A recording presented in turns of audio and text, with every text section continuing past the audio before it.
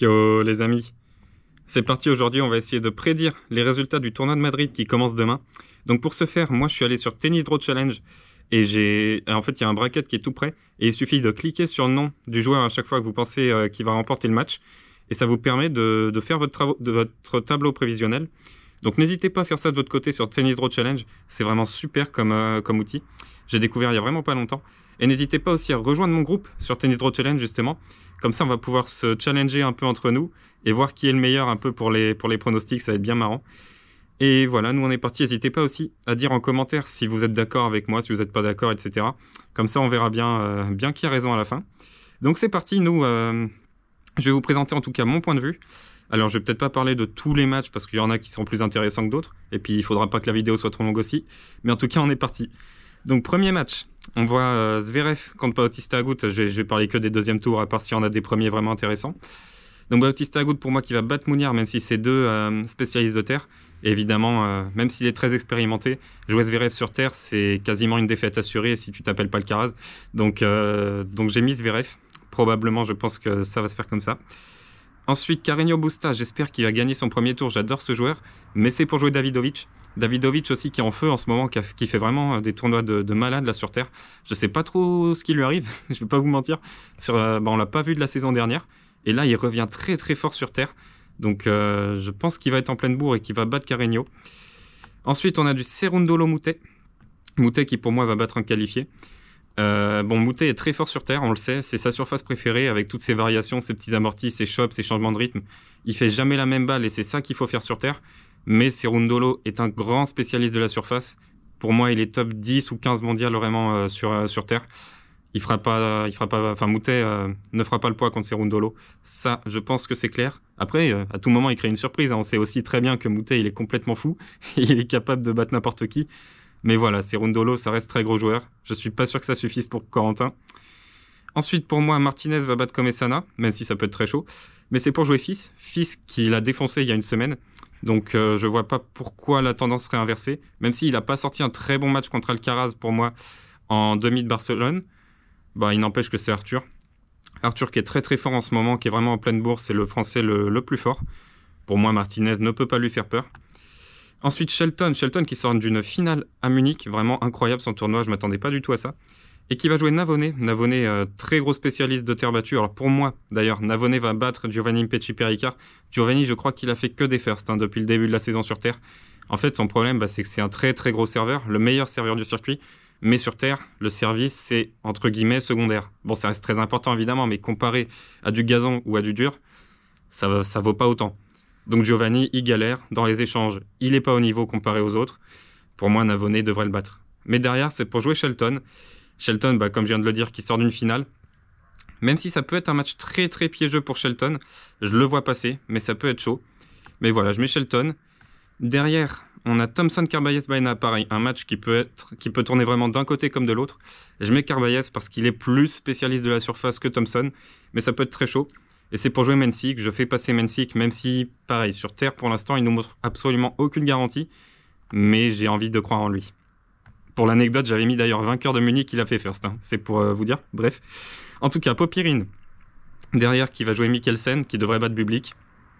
Et même si Popyrin n'avait pas fait un très bon match contre Hugo Humbert, Hugo Humbert d'ailleurs qui a le doigt cassé, on y reviendra, mais voilà, il avait failli perdre quand même contre Hugo alors qu'il ne pouvait pas faire un revers. Il n'a pas montré de grosses certitudes Popyrin, mais voilà, Mikkelsen, qui n'est pas du tout un spécialiste de la surface, pour moi, ne devrait pas passer contre Popyrin. Même si c'est pareil, ça peut être un match qui peut tourner dans les deux sens. Là, on arrive à une partie de tableau exceptionnelle. Mon fils, contre un qualifié, devrait gagner. Contre Roublev. Et alors là, mon fils Roublev, j'ai mis quelques minutes à me décider. Je vous avoue que ça peut tourner vraiment dans un sens comme dans l'autre. Et pour moi, celui qui gagne le match ira loin dans le tournoi. J'ai beaucoup hésité.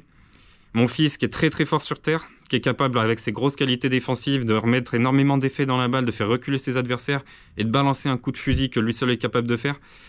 Gaël, voilà, très très fort, j'adore ce joueur. Mais Roublev, en rythme, il y a très peu de gens qui sont capables de le tenir. Il sort d'un mauvais tournoi entre guillemets où il s'est fait sortir assez tôt par Arthur Fils, mais du coup il va être en forme pour moi. Il sera pas fatigué et ça peut être très très chaud. Je mets Roublev. Mais voilà, ça peut clairement tourner dans un sens comme dans l'autre. Et pour moi, celui qui gagne va se retrouver très loin dans le tableau derrière. Très gros match, ça franchement, faudra le regarder. On a Fritz contre Hugo Carabelli qui devrait battre O'Connell. Fritz qui montre absolument rien pour l'instant sur Terre, qui enchaîne un peu les mauvais tournois. Mais bon, Hugo Carabelli, même s'il est argentin, qu'il est spécialiste de la surface, il est quand même normalement sur le papier moins fort que Fritz. Je mets Fritz sur ce match. Ensuite, Cilic, pareil, Cilic-Bonzi, ça peut être un très gros match, mais je mets Cilic à l'expérience. Contre Hurkacz, qui n'a rien montré non plus sur Terre, je mets Cilic. Ensuite, Korda. Alors là, c'était un match exceptionnel. Wong, on l'a vu une fois sur le circuit, et Civarolo, j'ai aucune idée de qui c'est. Je vais pas vous mentir. Donc j'ai mis Wong un peu par défaut. Mais voilà, c'est pour jouer Korda, qui est un solide top 30 ATP. Un très très gros revers, coup droit bien plus que solide. Très gros service. Je vois pas Wong lui faire peur. Je fais passer Korda. Derrière Rinderknecht-Safiolin, je pense que Rinderknecht peut le faire. Mais voilà, pour jouer Rude. Même si Rude fait pas pour l'instant très grosse impression, il a perdu contre Rune. Bon, Rune qui avait fait un match exceptionnel. Je vais pas vous mentir, c'était vraiment incroyable. Mais bon, même s'il perd contre ce Rune-là, il peut pas perdre contre Rinderknecht pour moi. Rude, ça reste normalement top 2 ou 3 mondial sur Terre à Roland-Garros. Peut-être que là, il galère un peu. J'espère qu'il va être bon, parce que j'adore ce joueur. J'espère qu'il sera en forme pour Roland. Mais pour moi, de toute façon, Rinderknecht ne peut pas lui faire peur, même s'il n'est pas dans la forme de sa vie. Ensuite, Medvedev-Djere, qui devrait battre un qualifié. J'ai beaucoup hésité aussi, je vais pas vous mentir. Djere est très fort sur Terre. Personne ne le connaît, mais je sais qu'il est vraiment capable de faire des bonnes choses. J'ai hésité, j'ai fini par Medvedev, mais pareil, ça peut tourner. Alors, Kovacevic contre un qualifié. Là aussi, j'ai hésité. C'est que Kovacevic, je ne sais même pas qui est le qualifié, j'ai même pas regardé.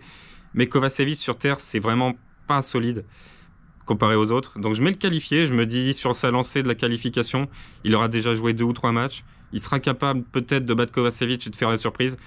Mais bon, c'est pour jouer Auger-Aliassime. Auger-Aliassime, très gros joueur sur Terre. Surtout sur Terre, ouais. Bah, Auger-Aliassime devrait passer. Derrière, Nakashima-Hoffner. C'est chaud. C'est chaud. Hoffner qui avait sorti un bon Roland-Garros où il s'était fait sortir par Corentin Moutet, justement, dans un match où le public avait joué un énorme rôle. Je fais passer Hoffner, même si Nakashima est tête de série, parce que Nakashima, c'est plutôt sur dur qu'il est bon, c'est pas vraiment sur Terre. Ensuite, Koboli-Rune qui a sorti un tournoi. Mais alors là, la semaine dernière à Barcelone, je n'aime pas du tout Holger Rune. J'aime pas sa personnalité de venir toujours chambrer les joueurs avec cette attitude un peu trop provocatrice pour moi. Mais bon, force est de reconnaître qu'il est extrêmement fort. Koboli, même s'il est fort aussi, Koboli, il fait quand même des bons tournois en ce moment. Il est en train de vraiment progresser. Koboli ne peut pas faire peur à Rune. Je fais passer Rune. Ensuite, Draper Griekspoor. Pour moi, c'est Draper, même s'il est plus à l'aise sur les surfaces plus rapides. Guiron Berrettini, j'aime beaucoup Berrettini, je suis très heureux de le voir revenir à un niveau pareil. Je mets Berrettini. Khachanov-Opelka, ce sera pour Khachanov. Opelka n'a pas un jeu de terre battu. Fonseca-Paul, alors là, c'est un peu risqué, mais je mets Fonseca, qui est tout jeune, qui est l'un des plus jeunes du circuit, qui est ultra prometteur. Pour moi, sur terre, même s'il a vraiment, c'est son coup droit qui est son coup. Sur terre, ça va moins bien marcher, mais ça devrait quand même suffire pour battre Tommy Paul, qui est plutôt un joueur de dur. Ensuite, Tiafoe Darderi, j'ai fait passer Tiafoe. Tiafoe, j'espère qu'il va retrouver des couleurs en ce moment, c'est compliqué. Müller contre Humbert. Alors moi, il faut savoir que mon joueur préféré, c'est Hugo Humbert. Bon, c'est Hugo Humbert et maintenant c'est un peu Arthur Fils aussi, forcément. Mais j'adore Hugo Humbert. Mais il s'est cassé le doigt, il peut pas faire un revers. Alexandre Müller est très intelligent, il peut pas perdre contre Humbert. Il va passer pour moi. Baez Dzumhur, je mets Baez, très fort sur terre. Il s'est fait battre par Rune, mais il lui avait pris un set, on s'en souvient. Je crois que c'est même le seul joueur à avoir pris un set à Rune à Barcelone. Donc Baez devrait passer. Arnaldi Djokovic, pour le retour de Djokovic, je pense que beaucoup l'attendent, y compris moi. Je vais passer Djokovic, il sera très frais normalement. Il a énormément d'expérience, ça devrait passer.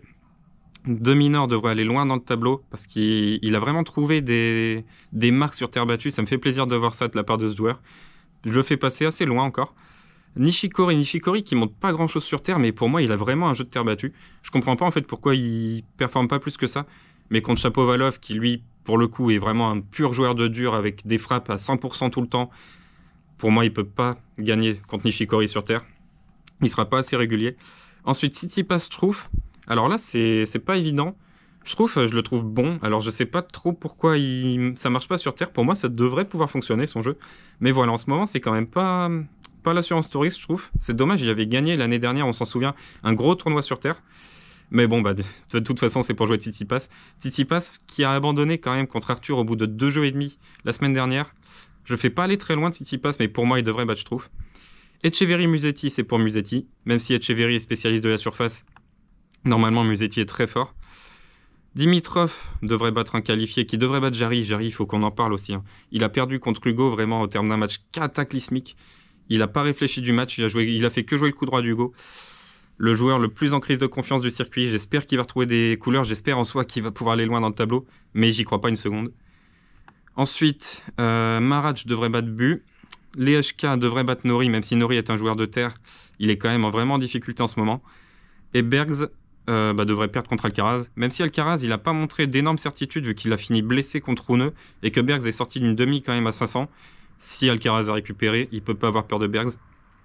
Ensuite, pour moi, Zverev devrait battre Davidovich, même si Davidovich est très fort. Et sur une super lancée, on parle quand même de Zverev qui vient de gagner à 500. Ouais, franchement, Zverev ne peut pas perdre. Cerundolo fils, alors là, ça peut être très chaud. Cerundolo qui est très fort aussi sur terre. Mais si Arthur joue comme Arthur, maintenant il est devenu meilleur que ce genre de joueur. Pour moi, Arthur devrait passer. Shelton Mensik, alors là, c'est un match de non-spécialiste, même si Shelton sort d'une finale en 500. C'est pour ça que je fais passer Shelton. Normal, je ne sais pas s'il sera capable vraiment de confirmer après son gros tournoi, mais je pense qu'il en est capable, donc je vais le mettre là. Ensuite, Popyrin Rublev, là c'est pour Rublev clairement, parce que Popyrin n'est pas du tout un spécialiste de la surface. Le Fritz Cilic, pour moi, devrait tourner à l'avantage de Fritz, même si c'est chaud, parce qu'il n'est pas non plus spécialiste de la surface, mais Cilic quand même, il est sur le tard de sa carrière, ça devient dur, il n'a pas non plus vraiment un jeu de terre. Je fais passer Fritz, mais ça peut être dur. Rude Korda, pour moi c'est rude, même s'il n'est pas vraiment en forme, Korda devrait pas vraiment lui faire peur.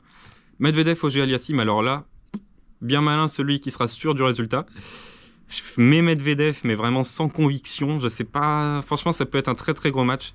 Auger Aliassime, s'il joue au top de son niveau, devrait battre Medvedev. Mais le top de son niveau, il le trouve quand même pas souvent en ce moment. Donc je fais passer Medvedev. Ensuite, Rune. Rune va traverser le tableau, hein. Je vous le dis direct. Il va pas perdre beaucoup de jeux d'ici la demi. Là. Il va défoncer Hoffner. Berrettini devrait battre Draper. Parce que d'une, j'adore le joueur, donc j'ai envie de le voir gagner. Et deux, Draper a vraiment pas un jeu de terre. Berrettini non plus en soi, mais il est capable quand même de varier un peu avec son shot de revers, de mettre de la hauteur, de la profondeur en coup droit. Il devrait pouvoir le battre.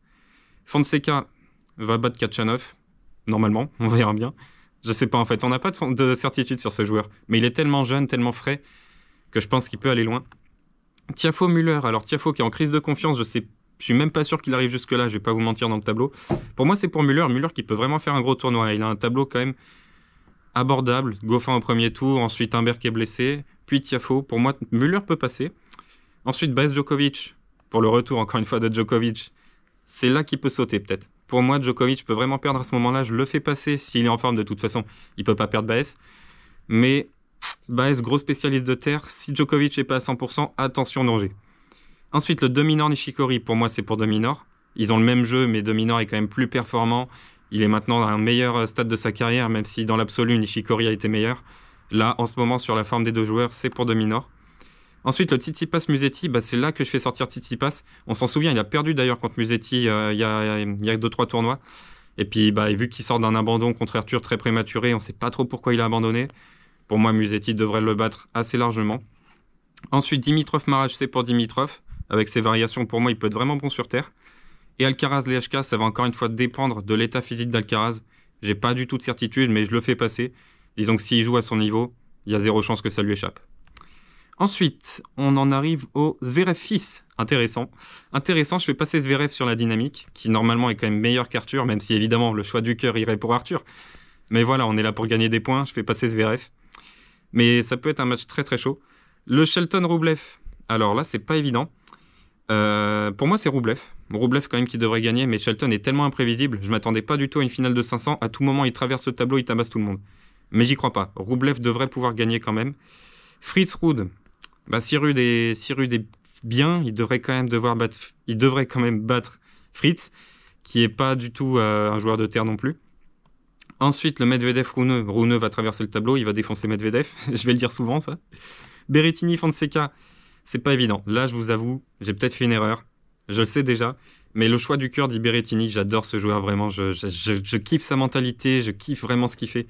Je veux le voir gagner. Müller Djokovic, pareil. Si Djokovic n'a pas peur de Baez, il peut pas avoir peur de Müller.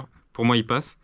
De Minaur, Musetti, je mets De Minaur, c'est pas évident, mais De Minaur qui a vraiment trouvé les clés sur cette surface, je pense qu'il est capable d'aller très loin, et je le vois bien battre un Musetti. Et Dimitrov Alcaraz, encore une fois, ça dépendra du niveau d'Alcaraz, je le fais passer, mais sans conviction. Il peut vraiment faire first à cause de ses douleurs. Ensuite, le Zverev-Rublev. Bon, si Rublev n'est pas capable de battre Zverev sur dur, il va pas le faire sur terre. Pour moi, Zverev devrait gagner. Le Rude-Rune. Eh ben, comme la semaine dernière, je vois pas pourquoi Rude trouverait les clés, même s'il n'avait pas fait un gros match.